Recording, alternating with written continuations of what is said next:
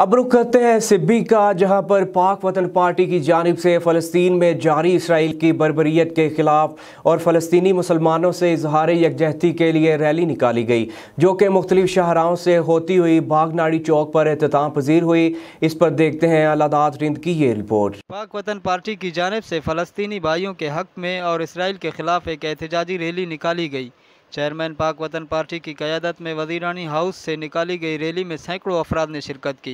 Rally मुख्तलिफ शाहराहों से होती हुई भाग नाड़ी चौक पर पहुंची, जहां पर फ़लस्तीनी मुसलमानों के हक़ में और इसराइल के ख़िलाफ़ शदीद नारेबाजी की गई। मुकर्रर ने खिताब करते हुए कहा कि मस्जिद अक्सा को आज़ाद कराने का वक़्त आ गया है। इसराइली होश के नाखुन लें, फ़लस्तीनी मुसलमानों पर जुल्म बंद करें। मुकर्ररीन का कहना था कि इसराइल की जानिब से फ़लस्तीन में जारी कत्ल आम पर अक़वाम आलम इस्लाम की खामोशी समझ से बालातर है। मुस्लिम ममालिक और अक़वाम मुत्तहिदा इसराइल की जानिब से फ़लस्तीनियों पर की जाने वाली जुल्म पर फौरी नोटिस लें। कैमरा टीम के साथ अलादात रिंद, MM5 न्यूज़, सिब्बी।